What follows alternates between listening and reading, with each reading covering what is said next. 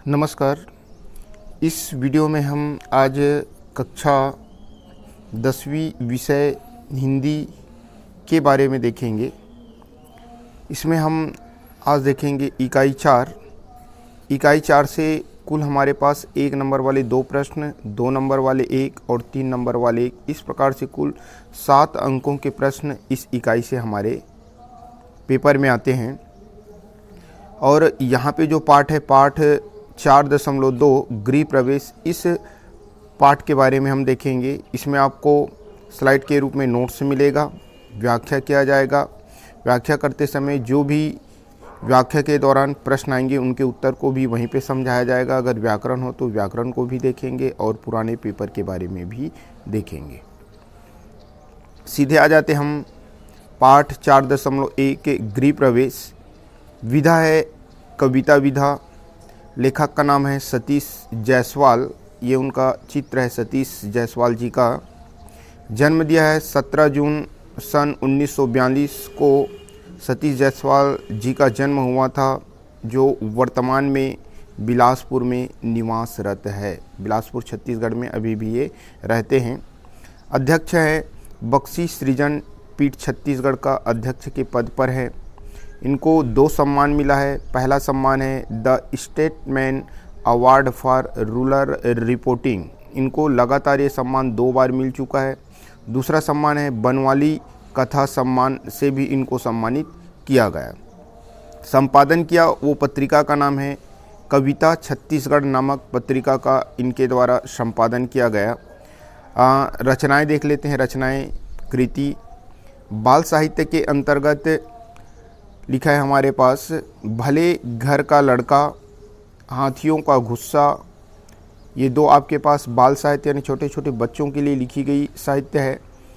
कहानी संकलन के अंतर्गत देखते हैं जाने किस बंदरगाह पर धूप ताप कहाँ से कहाँ नदी नहा रही थी। ये इनका कहानी संग्रह हुआ। पाठ है हमारे पास गृह प्रवेश। पाठ से ही रिलेटेड आपके पास बहुत सारे प्रश्न बनते हैं जिनको ऑब्जेक्टिव टाइप से में पूछा जा सकता है। जैसे है गृह प्रवेश शब्द में आपके पास कौन सा समास है, तो इसका विग्रह करेंगे तो हमारे पास आएगा गृह में प्रवेश। में शब्द आया तो यहाँ पे आप देखिए कारक चिन्ह का प्रयोग हुआ है, यानी आपके पास तत्पुरुष समास होगा। कौन से छंद का प्रयोग किया है, तो मुक्तक छंद, यानी कोई भी छंद का इसमें प्रयोग नहीं किया गया है। मुक्तक छंद को ही आपके पास रबड़ छंद, केचवा छंद, कंगारू छंद, स्वतंत्र छंद के नाम से भी इनको जाना जाता है, जिसके जनक है कौन, निराला जी, पंडित सूर्यकांत त्रिपाठी निराला। इनको भी आप याद रखोगे। रस शांत रस। रस अगर शांत है तो गुण कौन सा आएगा, माधुर्य गुण। कौन से काल के कवि हैं, तो ये अभी भी जिंदा है यानी वर्तमान काल के कवि हैं। और कौन से वाद का इसकी रचना में हमको झलक मिलता है, तो वो है प्रयोगवाद। ये जो हमारे पास पाठ है, इस पाठ का मुख्य उद्देश्य या मुख्य भाव क्या है, अगर देखें तो क्या है, जीवन के एकाकी और सूनेपन का चित्रण करना। यानी मनुष्य के जीवन में जो एकाकीपन रहता है, जो सूनापन रहता है, उनके बारे में यहाँ पे चित्रण किया गया है। सीधे अपन आ जाते हैं पाठ के अंतर्गत। हमारे पास जैसे पाठ का नाम है गृह प्रवेश। गृह प्रवेश जो हमारे परंपरागत रूप से हमारे समाज में जो गृह प्रवेश मानते हैं उनको क्या मानते हैं, इनके बारे में पहले देखेंगे। और कवि जो है अपने ये जो पाठ है उसमें गृह प्रवेश के बारे में क्या बता रहे हैं, दोनों में क्या डिफरेंस है, दोनों में क्या अंतर हमको पता चलता है, इनके बारे में देखेंगे। गृह प्रवेश का आशय समाज में प्रचलित परंपरा के अनुसार नए घर में प्रवेश से है। यानी जो समाज के अंतर्गत देखते हैं कोई गृह प्रवेश कर रहा है, यानी नए घर बनाने के बाद उस घर में रहने से पूर्व जो हमारे पौराणिक ग्रंथ है उसके आधार पे पूजा पाठ करने के बाद ही घर में प्रवेश करते हैं। तो इसी को बोला गया है कि गृह प्रवेश का आशय समाज में प्रचलित परंपरा के अनुसार नए घर में प्रवेश से है। इसमें नए घर में प्रवेश करने से पहले कलश वगैरह स्थापना के साथ पूजा पाठ का विधान होता है, जिससे घर में रहने वाले लोगों का जीवन खुशहाल रहे। यह है हमारा मेन गृह प्रवेश। जबकि ये जो कविता लिया गया है, इस कविता में क्या बताने का प्रयास किया है? कविता में वर्णित गृह प्रवेश परंपरागत रूप से भिन्न है। कवि घर के सूनेपन से उबकर चिड़ियों को न्योता देता है, उसे घर के अंदर बुलाने आईना लगाता है, घर को वह चहल पहल युक्त बनाने का प्रयास करता है। यानी कवि के गृह प्रवेश पाठ में क्या बताया गया है कि जो व्यक्ति जो है सूनेपन, एकाकीपन में अपना जीवन व्यतीत कर रहा है, उनसे उबकर उस सूनेपन को दूर करने के लिए चिड़ियों का सहारा लेता है, चिड़ियों को निमंत्रण देता है, न्योता देता है और घर के अंदर आईना लगाकर उसे अपने घर में ही रखने का प्रयास करता है, जिससे घर में एक प्रकार से चहल पहल से युक्त वातावरण बन जाता है और घर जो है घर सा लगने लगता है। ये तो गया हमारे समाज के आधार पे, और ये जो पाठ है इसमें क्या बताए गए हैं। अब अपन आ जाते हैं सीधा व्याख्या में। पहला व्याख्या अपन लेके चलते हैं। कविता का वाचन करूंगा, उनके बाद इनकी व्याख्या करूंगा और यहाँ पे जो रिलेटेड प्रश्न उत्तर है उनको यहीं पे तुरंत देखेंगे। पहले लटकाई मैंने धान की बालियों वाली झालर दरवाजे की चौखट पर, फिर भेजा चिड़ियों को न्योता गृह प्रवेश का विधिवत। अब यहाँ पे देखेंगे तो प्रसंग ऐसे लिखने का तरीका एक वीडियो में मैं बता चुका हूँ कि आपको कैसे लिखना है, क्योंकि 4 अंकों का आपके पास व्याख्या आता है, क्या पता कौन सा आ जाए। तो पहले इनकी प्रसंग देख लेते हैं। संदर्भ तो आपके पास वही रहेगा, पाठ का नाम गृह प्रवेश और कवि का नाम है सतीश जायसवाल जी। आपको यहाँ पे क्या करना है, आपको यहाँ पे ये देखना है कि इनकी व्याख्या क्या है। पहले प्रसंग के आधार पे देख लेते हैं।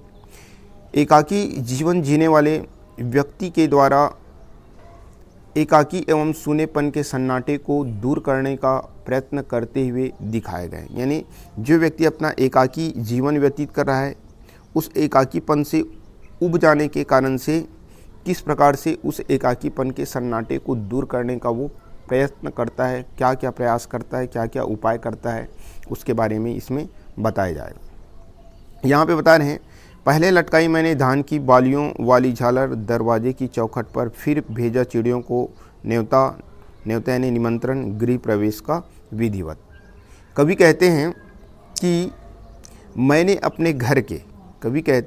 अपने घर के दरवाजे के चौखट पर धान की बालियों वाली झालर लगाकर चिड़ियों को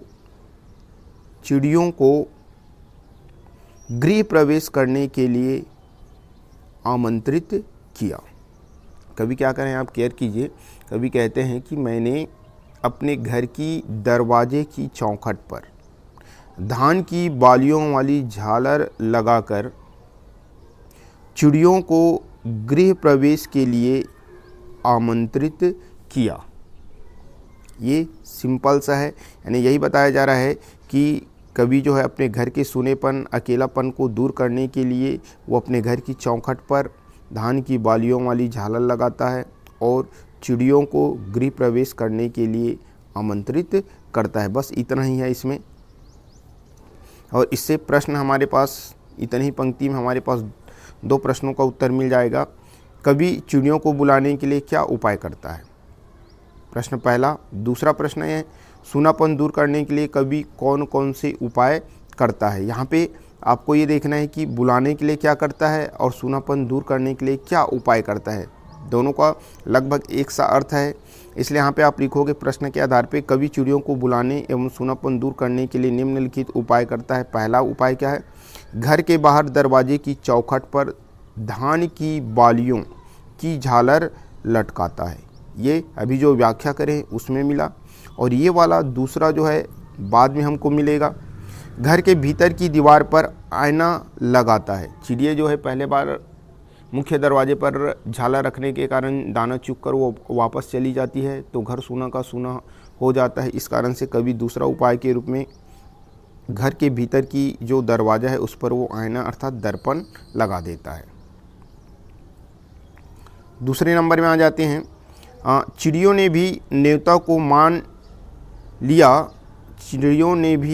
को मान लिया आई दाना चुगा और लौट गई बाहर ही बाहर दरवाजे से, वैसे समारोह के बाद जैसे लौटते हैं आमंत्रित अतिथि सभी। अब यहाँ पे क्या बताने का प्रयास किया है, यहाँ पे हमको ये बताने का प्रयास किया है। तो पहले तो कवि जो है अपने घर के जो चौखट थे उस चौखट पर धान की बालियों वाली झालर लगाया।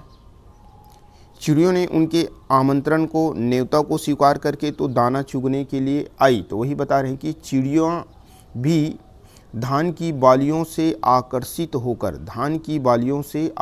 होकर दाना चुगने के लिए आई और दाना चुगकर दरवाजे से ही बाहर लौट गई, यानी वापस लौट गई।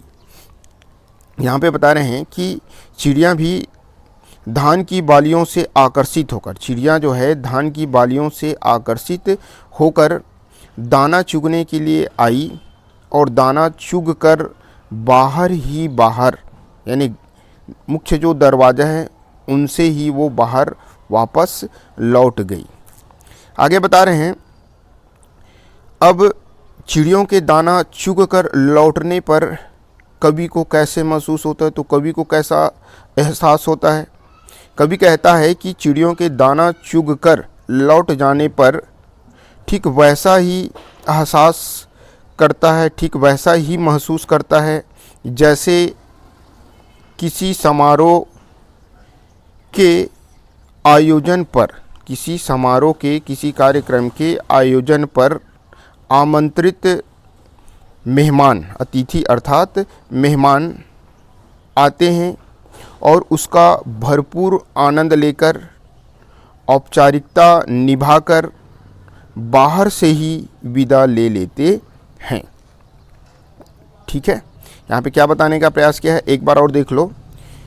चिड़िया भी धान की बालियों से आकर्षित होकर, चिड़िया जो है धान की बालियों से आकर्षित होकर दाने चुगने के लिए आती है, यानी निमंत्रण को स्वीकार कर दाने चुगने के लिए आती है और दाना चुगकर घर के दरवाजे से ही वापस लौट जाती है। ठीक, चिड़ियों के दाना चुगकर जाने पर कवि को ठीक वैसा ही महसूस होता है, ठीक वैसा ही एहसास होता है जैसे समारोह के आयोजन पर, किसी समारोह या किसी कार्यक्रम के आयोजन पर आमंत्रित अतिथि अर्थात मेहमान आते हैं और उसका आनंद उठाकर, औपचारिकता पूर्ण कर बाहर से ही विदा ले लेते हैं। इसकी हमारे पास व्याख्या हुआ। अब आगे बढ़ते हैं। अब इससे रिलेटेड प्रश्न आपके पास, प्रश्न क्रमांक 2, चिड़ियों के दाना चुगकर लौट जाने पर कवि को कैसा महसूस होता है। तो यहाँ पे आपके पास उत्तर क्या हो जाएगा, चिड़ियों के दाना चुगकर लौट जाने पर कवि को वैसा ही महसूस होता है जैसे समारोह समाप्त हो जाने के पास अतिथि वापस लौट जाते हैं और घर सूना का सूना रह जाता है। यानी कोई समारोह होता है, जितने भी लोगों को हम आमंत्रित करते हैं वो आमंत्रण को स्वीकार करके औपचारिकता निभाने के लिए आते हैं और समारोह समाप्त हो जाने के बाद वापस अपने घर लौट जाते हैं और जिसके घर आयोजन हो रहा है, समारोह हो रहा है, उसका घर सूना का सूना ही रह जाता है। प्रश्न क्रमांक 6 का उत्तर हमको यहीं पे मिलेगा। कविता में अतिथियों और चिड़ियों में क्या समानता बताई गई। अतिथि अर्थात मेहमान और चिड़ियों में क्या समानता बताई गई। कविता में अतिथियों और चिड़ियों में यह समानता बताई गई है कि दोनों आमंत्रण स्वीकार करके औपचारिकता पूरी करने हेतु समारोह में उपस्थित होते हैं, फिर बाहर से ही लौट जाते हैं। फिर बाहर से, दोनों में समानता क्या है, आमंत्रण स्वीकार करके वो औपचारिकता पूर्ण करने के लिए आते हैं और समारोह में उपस्थित होते हैं और समारोह समाप्त होने पर वो बाहर से ही लौट जाते हैं। एक तो आमंत्रण स्वीकार करते हैं और औपचारिकता पूर्ण करने के लिए समारोह में उपस्थित होते हैं और बाहर से ही क्या हो जाते हैं, लौट जाते हैं। इनको आपको याद रखना।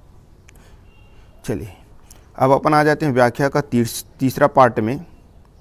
छूट गया घर सुने का सुना, पहले से भी वीरान, किसी रंग बिरंगे और उमंग भरे मेले से लौटने पर एक आदमी जैसे थका हारा और बिल्कुल अकेला।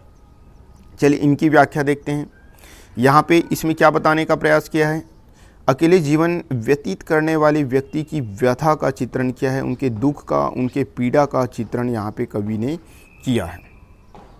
कवि कहते हैं कि चिड़ियों के धान की बालियाँ खाकर लौट जाने के बाद, चिड़िया जो है धान की जो बालियाँ हैं उन बालियों को खाकर वो वापस लौट जाती है और लौटने के बाद घर अधिक सूना और वीरान अर्थात सन्नाटे से युक्त लगने लगता है। वही बोला है कवि कि घर जो है उनके लौट जाने के बाद और भी अधिक सूना और क्या लगता है, वीरान यानी सन्नाटे से युक्त लगने लगता है।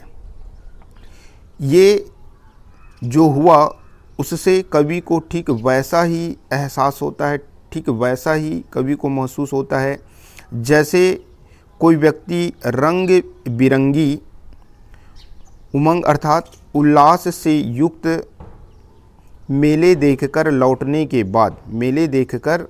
लौटने के बाद स्वयं को थका हारा और बिल्कुल अकेला महसूस करता है। यहाँ पे केयर कीजिए क्या बोला हूँ मैं। कवि कहते हैं कि चिड़ियों के धान की बालियाँ खाकर लौट जाने के बाद घर अधिक सूना और वीरान लगता है। कवि ठीक वैसा ही महसूस करता है जैसे कोई व्यक्ति, एक आदमी अर्थात कोई व्यक्ति रंग बिरंगी उत्साह से भरे मेले देखकर लौटने के बाद स्वयं को थका हारा और बिल्कुल अकेला महसूस करता है। ये इनकी व्याख्या हुई। आगे बढ़ते हैं, चौथे पार्ट का हम यहाँ पे व्याख्या देखते हैं। अब क्या करता है, वापस तो लौट जाता है, पहले तो धान की बाली लगाता है, फिर वहीं से दाना चुग कर वो वापस चला जाता है। तो कवि को दो प्रकार से एहसास होता है। पहला, जैसे मेहमान जो है चले जाते हैं। दूसरा, यहाँ पे कैसा एहसास होता है कि मेले देखने वाले लोग जब वापस आते हैं उनको कैसे थकान महसूस होते हैं। अब यहाँ पे इनकी व्याख्या देख लेते हैं, कविता का वाचन पहले। तब लटकाया मैंने एक आईना भीतर अंतःपुर की दीवार पर, आईने के कांच में झांका तो एक से दो हुआ, संतोष हुआ, अपनी ही छाया ने समझाया, सूनापन कुछ तो दूर हुआ। ठीक है, इसमें क्या बताने का प्रयास किया है, कवि ने नितांत अकेलेपन से जीवन में आए ठहराव का वर्णन किया है। यानी अकेलापन होने के कारण से व्यक्ति के जीवन में क्या ठहराव आया, इसके बारे में यहाँ बताने का प्रयास किया है। चलिए व्याख्या देखते हैं, इसमें व्याख्या क्या होगा। तो क्या कहते हैं कवि जो है अपने अकेलेपन सूनापन से व्यथित होकर, दुखी होकर घर के अंदर के दीवार पर, यहाँ पे बोला है ना घर के, अंतःपुर यानी अंदर, घर के अंदर की दीवार पर कवि ने एक क्या किया, आईना अर्थात दर्पण लटका दिया, दर्पण लगा देता है। तो क्या हो जाएगा, कवि कहते हैं कि अपने अकेलेपन सूनापन से व्यथित होकर, दुखी होकर घर की अंदर के दीवार पर एक दर्पण लगा देता है। दर्पण की कांच में चिड़िया अपने प्रतिबिंब यानी अपनी प्रतिछाया, अपने चित्र को देखकर एक से अधिक समझ प्रसन्न हो जाती है। यानी स्वयं को एक से अधिक समझकर संतोष हो जाती है, अर्थात वो क्या हो जाती है, प्रसन्न हो जाती है। चिड़ियों को उसी की प्रतिबिंब ने संतुष्ट किया, चिड़ियों को उसी की प्रतिबिंब ने क्या किया, संतुष्ट किया, संतोष किया। घर में वे अपने को दो समझने लगे। चिड़ियों के चहचहाने से घर का अकेलापन चिड़ियों के चहचहाने से घर के अकेलापन अर्थात सूनापन कुछ हद तक दूर हुआ। यहाँ पे क्या बताने का प्रयास किया है? पहले तो कवि कहता है कि उनके जो अकेलापन है, उनका जो सूनापन है, उनसे व्यथित होकर वह अपने घर के जो अंदर की दीवार है उस दीवार पर आईना अर्थात दर्पण लगा देता है। दर्पण के कांच में चिड़िया अपने प्रतिबिंब को, अपनी प्रतिछाया को देखकर स्वयं को वो एक से अधिक समझकर प्रसन्न हुई। चिड़ियों को उनकी प्रतिछाया ने, उनके प्रतिबिंब ने संतुष्ट किया कि घर में वो एक से अधिक अर्थात 2 है। चिड़ियों के चहचहाने से घर का सूनापन कुछ हद तक क्या हुआ? दूर हुआ। ठीक है, अब आगे क्या होता है, आगे की पंक्ति में देखते हैं। अभी जो पढ़ा है उसमें जो आपके पास प्रश्न बनेगा, प्रश्न क्रमांक 4, इनको देख लेते हैं। कवि द्वारा घर के अंतः भाग अथवा अंतःपुर में आईना लटकाने का क्या आशय है? आशय देखना है, ये फंस चुका है 2020 में ए सेट में। कवि द्वारा घर के अंतःभाग अथवा अंतःपुर में आईना लटकाने का आशय था कि चिड़ियों को अपने स्वयं की प्रतिबिंब को देखकर एक से अधिक होने का एहसास होगा। इसलिए लटकाता है कि चिड़िया जो है अपने स्वयं के प्रतिबिंब को, स्वयं की प्रतिछाया को दर्पण पे देखेगा और अपने को एक से अधिक होने का उनको एहसास होगा। चिड़ियों द्वारा अपनी प्रतिछाया को देखकर बार बार चोंच मारने से तथा आने जाने से घर में चहल पहल होने लगेगा, जिससे घर का सूनापन कुछ हद तक दूर होगा। तो अंतःपुर में दर्पण लगाने का क्या आशय था? उनका ऐसा ये था कि चिड़िया जो है अपने स्वयं की प्रतिछाया को देखकर स्वयं को एक से अधिक होने का उनको एहसास होगा। चिड़ियों द्वारा अपनी प्रतिछाया देखकर बार बार चोंच मारने तथा आने जाने से चहल पहल होने लगेगा, जिससे घर का सूनापन कुछ हद तक दूर हो जाएगा। आगे देखते हैं, व्याख्या में ही अपन इसमें क्या बताने का प्रयास किया है। ऐसे ही नींद में सपनों का साथ जुड़ जाएगा, धीरे धीरे घर भी घर हो जाएगा। अब यहाँ पे क्या बताने का प्रयास किया है? इतने ही 4 पंक्ति 5 लाइन को देख लेते हैं। कभी नींद में सोते समय चिड़ियों की चहचहाट स्वप्न के रूप में देखकर प्रसन्न होता है। कवि जो है नींद में भी अर्थात उनिंदा सा जब वो रहता है तो सपना अर्थात क्या होता है? स्वप्न में चिड़ियों की चहचहाट को देखकर अनुभव कर वह प्रसन्न होता है और एक प्रकार से उनका घर जो है घर के समान लगने लगा। अब यहाँ पे आप केयर कर लीजिएंगे, ये 5 लाइन का क्या हो जाएगा? कवि नींद में भी अर्थात सोते समय जब वो उनिंदा सा होता है तो उसे चिड़ियों की चहचहाने की आवाज़ स्वप्न के रूप में देखकर प्रसन्न होते हैं और उनका घर घर के समान हो जाता है। यानी घर एक प्रकार से घर के समान चहचहाट के कारण से लोगों की यानी चिड़ियों की जो चहल पहल, उनकी जो चहचहाट है, उसके कारण से घर जो है उनको घर के समान लगने लगता है। सपने में आवाज़ दे रही थी चिड़िया, जगा रही थी सुबह सवेरे आईने पर खटखटाकर, जैसे खटखटा रही थी घर का दरवाज़ा। अब यहाँ पे बता रहे हैं कि सपने में आवाज़ दे रही थी, यानी यहाँ पे एक प्रकार से जो पक्षी हैं, पक्षियों के प्रति प्रेम का भाव यहाँ पे कवि ने चित्रित किया है। कवि क्या कहते हैं यहाँ पे, इन्हीं पंक्तियों को हम देखेंगे। कवि कहते हैं कि जब प्रातःकाल उनिंदा सा उठता है, जब कवि जो है प्रातःकाल उनिंदा सा उठता है तो दर्पण में चिड़िया अपने प्रतिबिंब देखकर उसमें क्या करता है? चोंच मारता है और चोंच मारने से जो आवाज़ निकलता है उसे कवि को ऐसा प्रतीत होता है मानो चिड़िया घर का दरवाज़ा खटखटाकर, चिड़िया जो है घर के जो दरवाज़ा है उनको क्या कर रहा है, खटखटा रहा है, खटखटाकर उसे जगा रहा है, उसे उठाने का प्रयास कर रहा है। यानी इस पंक्ति में आपको ये केयर करना है कि कभी जब प्रातःकाल उनिंदा सा उठता है, कभी जब प्रातःकाल उनिंदा सा अर्थात ऐसे कि वो मानो वो सपना देख रहा है, तो चिड़िया अपनी प्रतिबिंब को देखकर चोंच मारता है। चिड़िया जो है दर्पण में अपने प्रतिबिंब को देखकर क्या करता है, चोंच मारता है।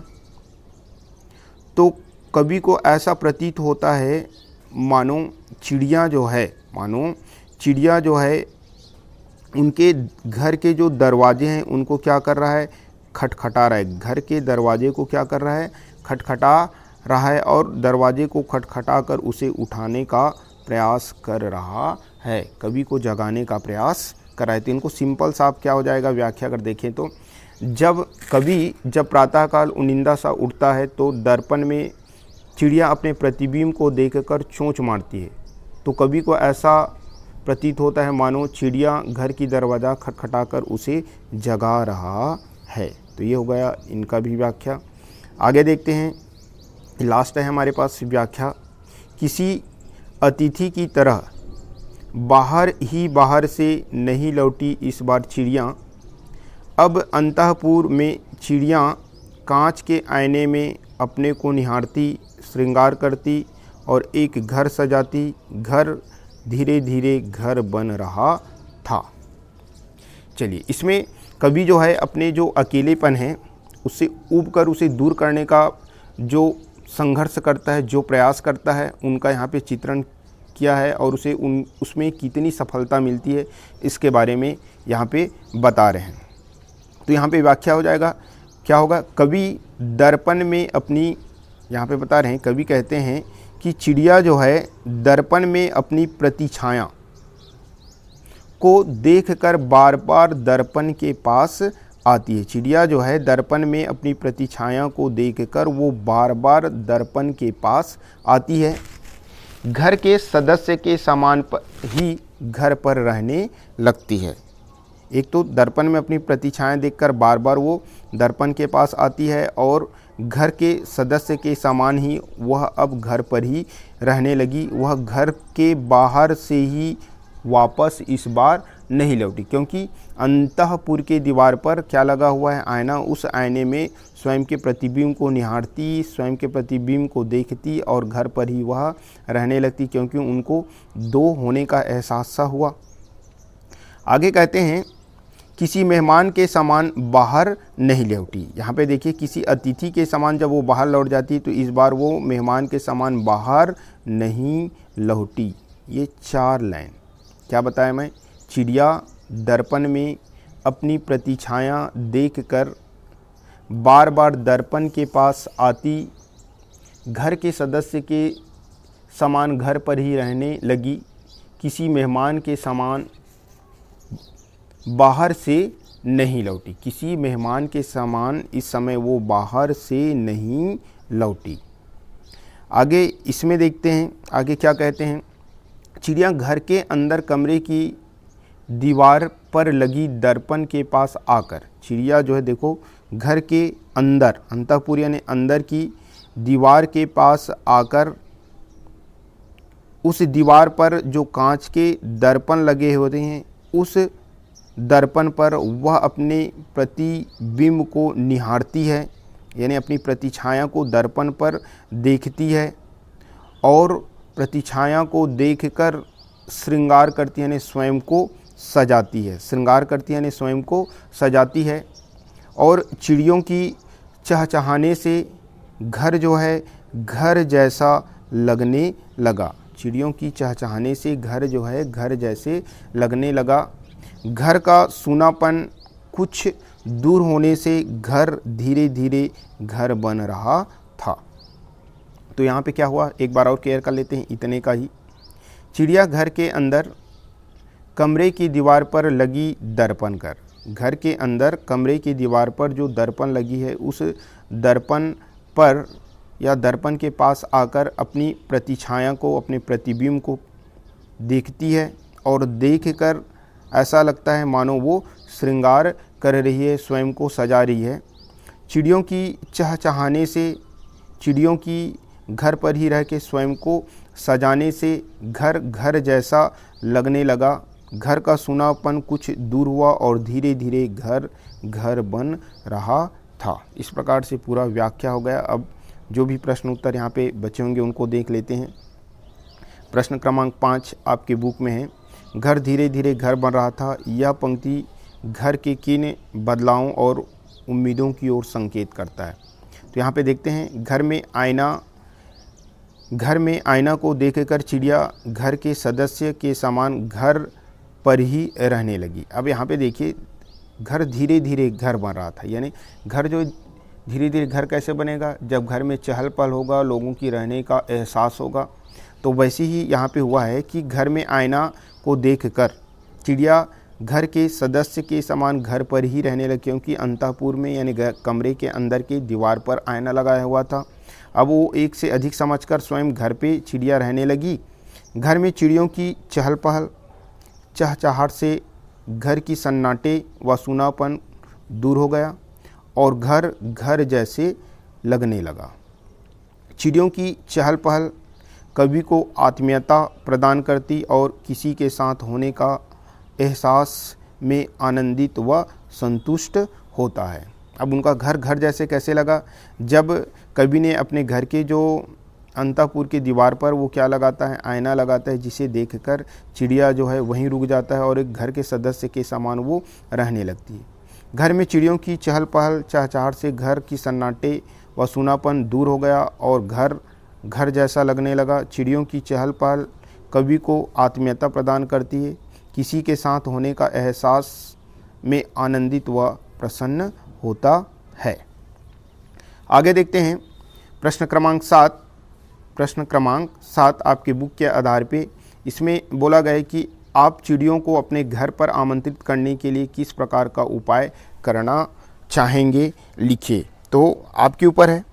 तो जैसे यहाँ पे लिखा है कि मैं पक्षियों को अपने घर पर आमंत्रित करने के लिए निम्न उपाय करूँगा। पहला, प्राकृतिक वातावरण प्रदान करने के लिए अपने घर के आसपास छायादार पेड़ पौधे लगाएंगे। यानी यदि हम चिड़ियों को अपने घर में आकर्षित करना चाहेंगे तो अपने घर के आसपास प्राकृतिक वातावरण बनाएंगे, अर्थात छायादार पेड़ पौधे लगाएंगे। दूसरा क्या उपाय करेंगे?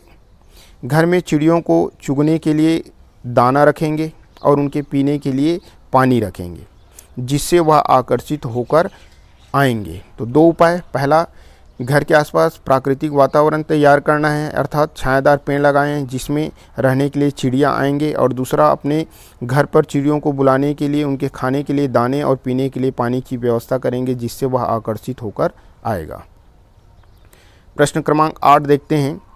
आईने में अपना प्रतिबिंब देखने के बाद आपके मन में किस तरह के विचार आते हैं, उन विचारों को लिखें। यानी स्वयं के बारे में पूछा है कि आईने में यदि आप दर्पण को अपने प्रतिबिंब को देखते हैं तो आपको आपके मन में क्या विचार आता है।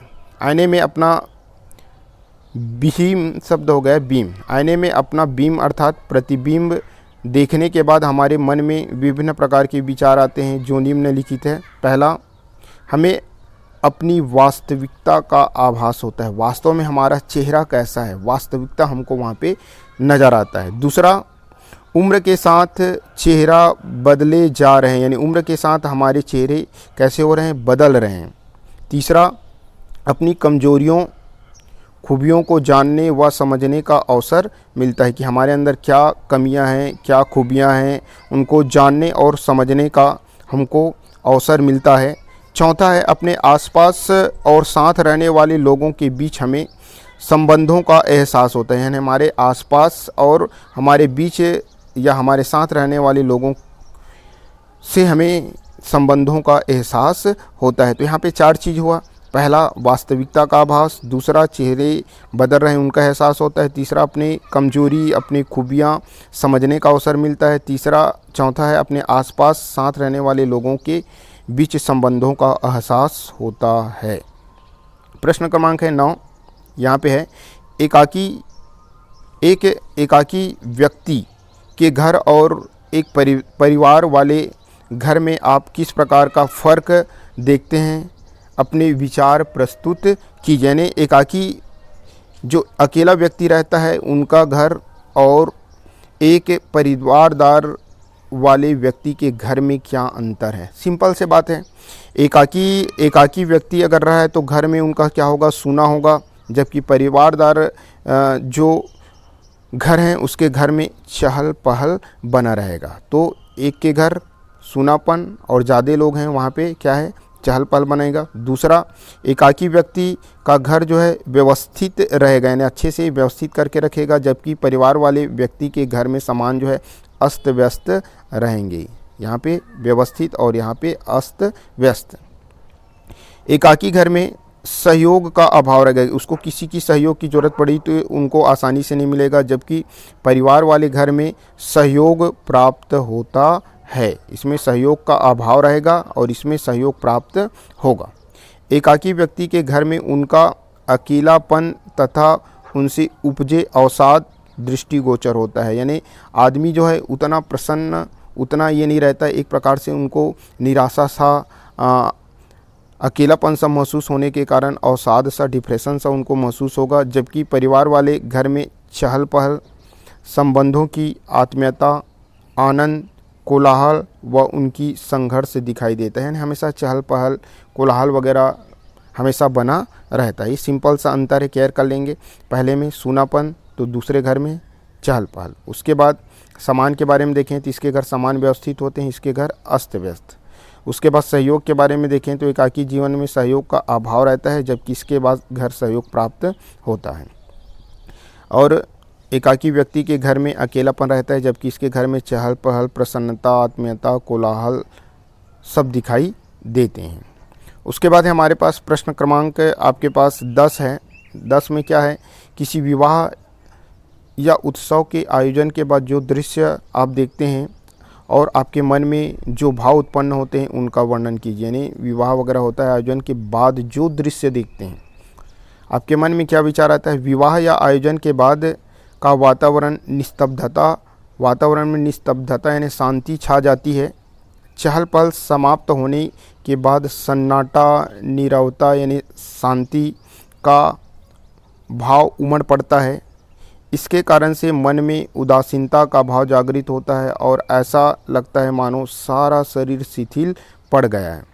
बिखराव को समेटने की ताकत भी नहीं होती।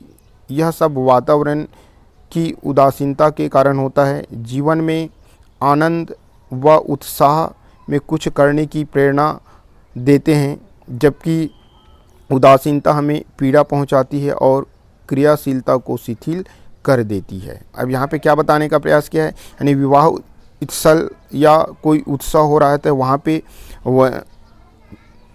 विवाह या उत्सव के बाद का वातावरण कैसा होता है, निस्तब्धता यानी पूरी शांति छा जाती है। चहल पहल समाप्त होने के बाद सन्नाटा, निवृत्ता का भाव उमड़ जाता है, यानी चारों ओर शांति ही शांति महसूस होने लगता है। इसके कारण से मन में उदासीनता का भाव जागृत होता है और ऐसा लगता है मानो सारा शरीर जो है क्या हो गया है, शिथिल पड़ गया है। बिखराव यानी जो चीज़ बिखरे हुए रहते हैं उनको समेटने का भी ताकत नहीं होता है। यह सब वातावरण की उदासीनता के कारण होता है। जीवन में आनंद व उल्लास के कारण से लोगों को कुछ करने की प्रेरणा मिलती है, यानी आनंद और उल्लास के कारण से लोग कुछ करते हैं, जबकि उदासीनता हमें पीड़ा पहुंचाती है और क्रियाशीलता को शिथिल कर देती है। उसके बाद है लास्ट प्रश्न है प्रश्न क्रमांक 11। दोनों ही प्रश्नों को यहाँ पे लिया हूँ, एक पाठ के आगे से और जो शुरू में दिया रहता है वो। बालियाँ शब्द की 2 वाक्य इस प्रकार बनाइए कि शब्द की अलग अलग अर्थ निकले। यहाँ पे अगर देखें तो बालियाँ शब्द जो है अनेकार्थी शब्द है, यानी उन एक ही शब्द है लेकिन अलग अलग अर्थ इनमें निकलेंगे। जैसे गेहूँ की बालियाँ, धान की बालियाँ फसल के लिए हो गया।